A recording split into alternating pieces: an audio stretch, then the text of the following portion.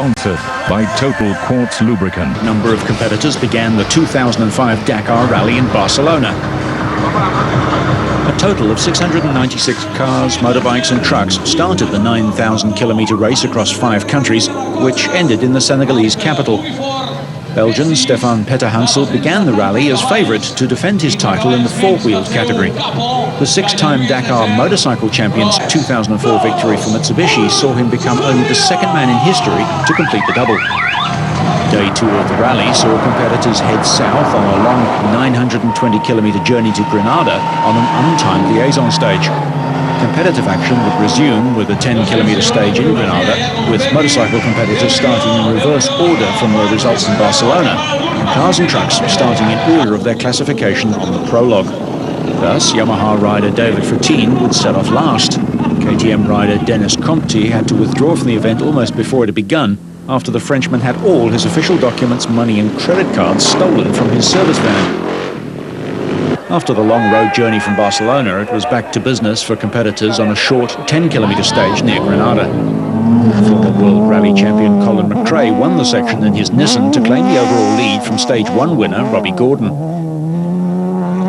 Petterhansel in his Mitsubishi finished second fastest, just 6 seconds behind the Scotsman.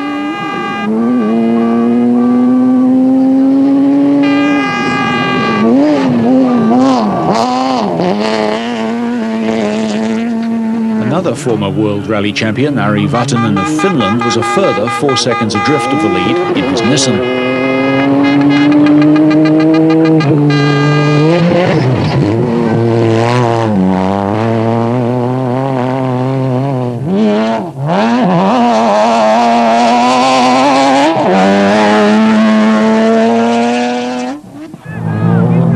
Overnight leader Robbie Gordon came 5th, 15 seconds behind McRae in his Volkswagen Touareg.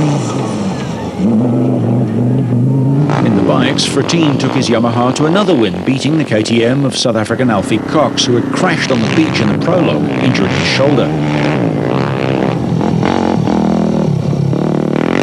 In the truck category, Dutchman Hans Becks and his DAF crew held on to the lead. After the stage, competitors travelled to Rabat in Morocco by ferry, ready to race the next morning. But the 4th stage got off to an inauspicious start when heavy fog forced the cancellation of the motorcycle stage, meaning safety helicopters couldn't take off.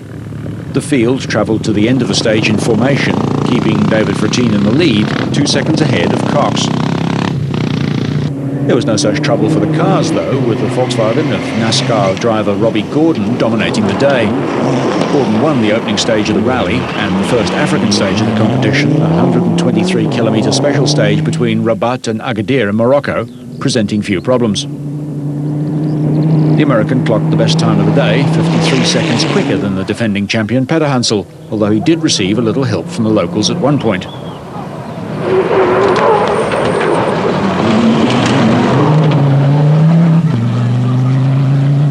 Petterhansel, who finished second in the 3rd stage behind former World Rally champion Colin McRae, remains in touch though, just 59 seconds behind Gordon in the overall classification.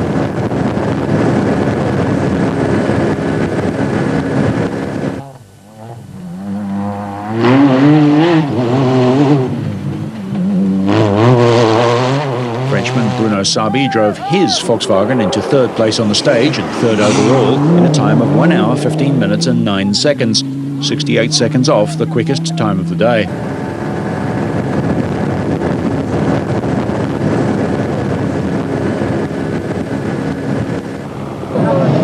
Overnight leader McRae slipped back to 10th place overall, but fellow rally veteran Juha Kankkunen moved up to 7th overall, 3.5 minutes behind Gordon.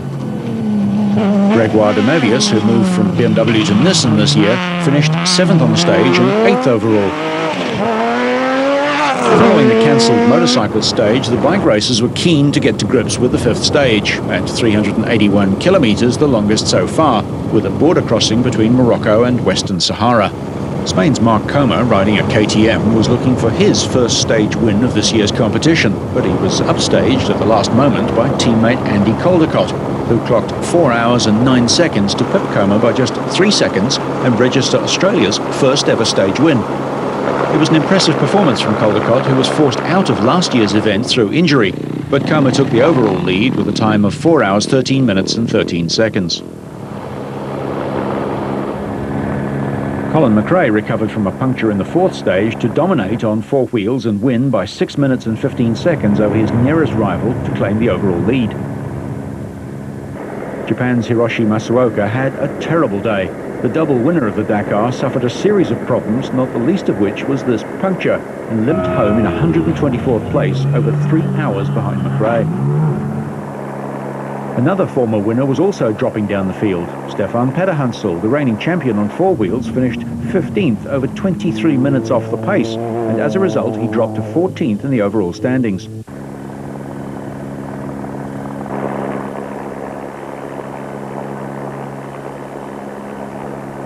It wasn't all doom and gloom for some of the Dakar's big names though. Germany's Jutta Kleinschmidt hauled her Volkswagen into third place on the day, good enough to move the 2001 champion up to fourth place overall, just 3 seconds behind the former skiing legend Luc Alphand of France. Italian Fabrizio Mione started the sixth day in sixth place overall, but climbed 3 places thanks to a welcome stage victory ahead of his KTM teammate Paul Anders Ullersæter. The Norwegian had a little tumble in the soft desert sand, but was up again quickly to finish just 1 minute and 30 seconds behind Mione, and his good finish helped him climb up to 7th overall, 12 minutes and 37 seconds behind France's Cyril Dupre. The Frenchman finished 4th behind Mione, Ullersæter and South African Alfie Cox, but did enough to claim the overall lead from Spaniard Mark Comer. Dupre leads the Dakar in his KTM, just 35 seconds ahead of Comer, who finished 5th on the stage. Mione lies 3rd overall, a further minute and 16 seconds back. There was drama when 2 potential winners crashed out on the same day. Robbie Gordon's Dakar debut took a turn for the worse when he rolled his Volkswagen just after checkpoint 1. The American NASCAR driver, more used to turning left on banked ovals, lost valuable time with front brake and gearbox troubles. It was also a day to forget for Colin McRae, who was leading the rally going into the 6th stage, but crashed out near the end. McRae and his co-driver Tina Turner, partner of DTM champion Matthias Ekström, was said to be fine after a checkup. Lots of places like this, it's full speed and you have to be very careful with the bumps. It didn't look so bad, but the sand was very soft at the bottom and the car dug in the sand and then flipped over. Defending champion Petterhansel moved into the overall lead with victories on both stages 6 and 7. The Mitsubishi driver beat Nasser Al-Attiyah's BMW by over 25 minutes on the 660-kilometre and longest section of the event between Zuarat and Tichit. He claimed top spot from overnight leader Bruno Sabi after his Volkswagen Touareg was damaged and he lost nearly half an hour. Jutta Kleinschmidt clocked the 3rd fastest time to move up to 3rd overall, with Luc Alphand finishing 4th after losing 4 minutes stuck in camel grass and ending the day 2nd overall. Many cars suffered problems on a demanding 660-kilometre stretch of desert. Jean-Louis Schlesser lost a vital amount of time as he waited for assistance to fix the left rear wheel of his Ford, while 1997 Dakar winner Kenjiro Shinozuka retired from the rally having rolled his Nissan. A sandstorm of varying intensity made conditions difficult, with details difficult to determine, making high speed and navigations especially difficult in the treacherous conditions. Frenchman David Fratine won the bike stage on his Yamaha as Mark Comer regained the overall lead, despite finishing 4 minutes and 31 seconds adrift. Overnight leader Cyril Dupre finished 3rd fastest, with Alfie Cox finishing 4th to share 3rd place overall with Australia's Andy Caldecott. The competitors were facing a 538-kilometre stage across the desert the next day. But the 8th stage, which was expected to be the toughest route of the event, was cancelled as sandstorms made racing in the Mauritanian desert too hazardous. We'll bring you the rest of the Dakar Rally in next week's Drive.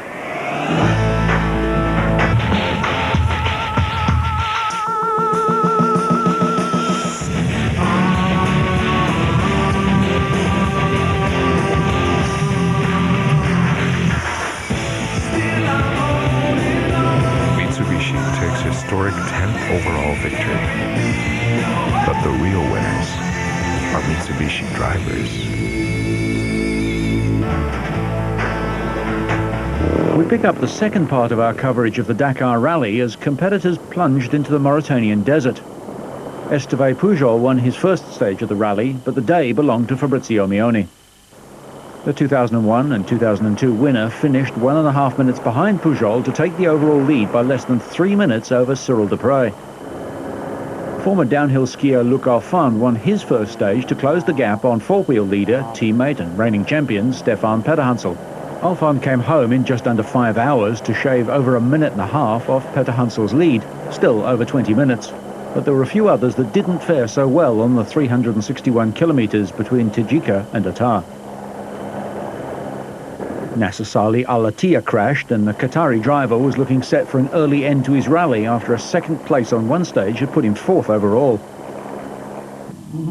South African Geniel de Villiers finished 7th on the stage but stayed 5th overall. Veteran Frenchman Bruno Sabi, who won the Dakar back in '93, had wheel problems with his Volkswagen Touareg and limped in 49th on the day. This slipped him down to 9th overall, almost 7 hours behind the leader. Now, Bruno, try to put all the bulbs, put the short one also there. Jutta Kleinschmidt guided her Volkswagen into 4th place and 3rd overall.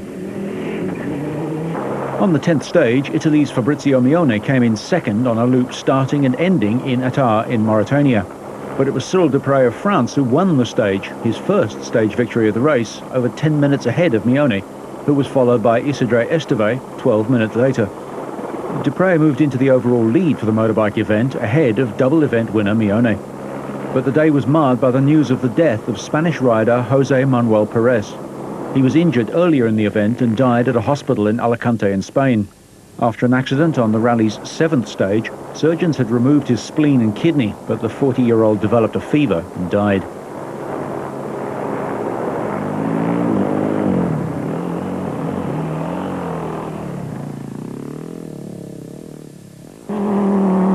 In the cars section, Jutta Kleinschmidt maintained her 3rd place, half an hour off the pace. Alphand came home again in 2nd place, harrying his teammate and losing out by just 87 seconds.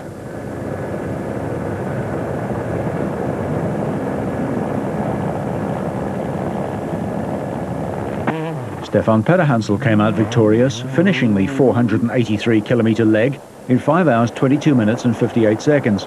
He remains the race's overall leader, with Alphand 21 minutes behind. At the first refuelling checkpoint on stage 11, Mione and Dupre were riding together, the two veterans sharing the navigating in the trackless desert.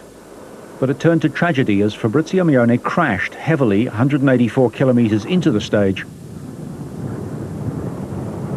Paramedics arrived by helicopter within 15 minutes, but Mione's heart had stopped as a result of the crash, and despite frantic efforts to revive him, the Italian died at the scene. Once back at the checkpoint over the Mali border, the competitors were told of the loss of one of the greatest characters in the Dakar Rally. Dupre, who'd moved ahead of Mione before he crashed, was deeply affected. The organisers decided that because of the remoteness of the stage, the riders should continue on a shortened leg, and the section was won by Spaniard Marc Coma. Mione, known as the African because of his love for the region and its peoples, was racing in the Dakar for the 13th time and had said that this race would be his last. We heard the news this morning. After he fell, the medics unfortunately couldn't do anything to restart his heart. We couldn't do anything, and Fabrizio Mione passed away this morning. Fabrizio nous a quittés ce matin. Es muy difícil aceptar lo que está pasando, ¿no? It's very difficult to accept what has happened. I believe it's not just bad luck. There is something. Several months ago it was Richard, yesterday Carney, and today Fabrizio. There is something other than bad luck.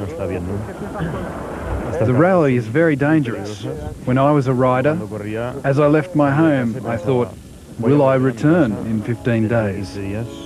I never said that to my family, but I was aware of the danger and the risks. When you're in the rally, you never think of the danger. You think you are the fastest and the best. El riesgo está ahí, ¿no? È difficile parlare di Fabrizio.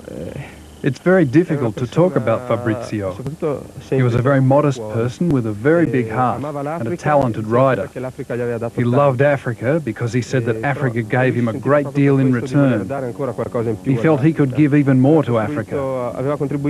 He was the major force with his hometown Castiglione in Florence in Italy behind the building of a school in Dakar. It was a project that at the beginning was only for a few children, but then he realized that these people needed more help because they have so much less than we have. Married with 2 children, Fabrizio Mione won the Dakar twice, the Tunisian Rally 4 times, and the Rally of Egypt 5.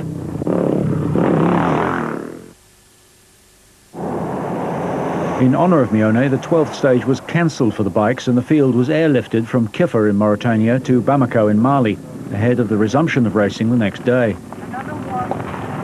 Camille de Villiers claimed his first stage win, covering the difficult 586-kilometre section in 7 hours and 21 minutes. Second was the Mitsubishi of Peter Hansel, who tightened his grip on first place overall with another consistent drive. Jutta Kleinschmidt couldn't build on her stage win of the previous day and finished 6th, to trail Peter Hansel by an hour and 18 minutes. It seems that only Luc Alphand can catch the reigning champion, but he conceded another 3 minutes to his teammate and trails by 23 minutes. Peter Hansel has won 4 times on a bike, and last year for Mitsubishi. In the truck competition, the Dutch-Belgian trio of Gerhard de Rooij, Tom Kolsul and Arno Slaats took the stage in their DAF, but they trail Russian overall leaders Ferdoz Kabirov, Adar Balayev and Andrei Mokiev in their Kamaz by over 11 hours, with their nearest challengers more than 2 hours in arrears. The rally continued with a 370-kilometre journey from Bamako to Kays. Wearing black armbands, the 108 bike riders took off in the middle of the Bamako night on a 205-kilometre liaison to the start of the day's special stage. The first bikers started the stage just after sunrise. Cyril Dupre had to stop and repair a flattened exhaust. He lost time but was able to make up some of it, although the stage went to Andy Caldecott. The Australian posted his second stage win, crossing the line with 2 minutes 6 seconds lead on Fretenier and 3.5 minutes on American Chris Blaze. The overall lead still belongs to Dupre, over 16 minutes ahead of Mark Comer. Comer finished 9th on the day, while Dupre was 8th. Stage 14 took the remaining drivers and riders from Kays in Mali to Tambacounda in Senegal. The 630-kilometre trek would include a treacherous river crossing that would test more than endurance and driving ability. Ari Vatanen, a 4-time Dakar winner, took the honours in the car section, his first stage win this year. Stefan Peter Hansel avoided a big troop of monkeys on the way to a cautious 8th place. He stays on target for overall victory with a 26-minute lead. Jutta Kleinschmidt, the first and only woman to have won the Dakar and a former motorcycle racer, crashed and lost time making repairs to her damaged power steering system. She eventually crossed the line in 42nd place, but remains 3rd in the overall standings. Interestingly, the diesel-powered VW crews don't wear the hot, flame-proof suits, as the risk of fire is much lower. Brazilian Jean de Azevedo took the day's bike honours just 10 seconds ahead of David Fretenier, who moved to 5th in the overall standings. Cyril Dupre was 7th, 7 minutes off the pace, and remained at the top of the bike standings with a lead of 12 minutes and 16 seconds over Mark Comer, who's 2 minutes ahead of Alfie Cox.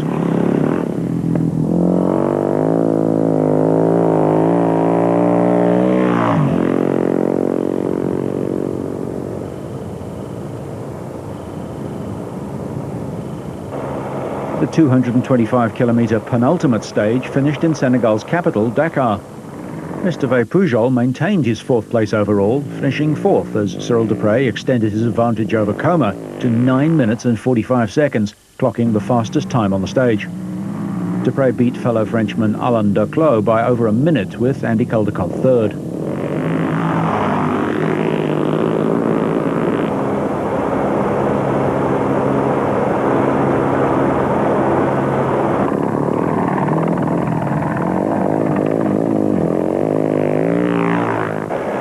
Jutta Kleinschmidt consolidated her overall 3rd place as she ended up 9th ahead of the winner of the previous stage, Ari Vatanen. Second place went to veteran Bruno Sabi, bringing his Volkswagen Turbo Diesel home 57 seconds off the pace set by Nissan's South African driver Geniel de Villiers, who won the final racing stage in 2 hours and 21 minutes to consolidate his fourth place overall. Peter Hansel, who came in fifth, maintains the overall lead with a 27-minute advantage over Luc Alphand. Both drivers were careful not to damage their vehicles and took things relatively easily. The event covers 8,956 kilometers from Barcelona in Spain to Dakar in Senegal, including 5,431 kilometers of competitive special stages. The 16th and final display stage was run along the beach outside Dakar, and Peter Hansel again took it easy, setting off alongside Mitsubishi teammate Alphand. Peter Hansel merely had to complete the course to take the title, and the Frenchman crossed the finishing line in a time of 22 minutes and 9 seconds for 11th place on the stage. Co-driver Jean-Paul Cottret congratulated Peter Hansel on their win. Jutta Kleinschmidt, the only female driver to have ever won the Dakar Rally, finished the day in third place to claim third in the overall standings behind the impressive Alphand, who was driving in only his third Dakar. Peter Hansel's total time was 52 hours, 31 minutes and 39 seconds, adding a second car title to his two-wheeled trophies. The remaining bike riders paid a final tribute to Fabrizio Mione, who was the 22nd competitor to die during the Dakar in the event's 27-year history. Kellen Walsh of the USA took the stage victory in 17 minutes and 17 seconds. Spaniard Esteban Pujol finished the day second, ahead of Eric Verhoef of the Netherlands. Like Peter Hansel, Cyril Dupre carried a useful lead into the final day of the rally, and none of the leaders would risk failing to finish by taking any chances. Dupre finished the stage in 16th place, but won the overall title by more than 9 minutes from Mark Comer and Alfie Cox, himself just 22 seconds ahead of Pujol.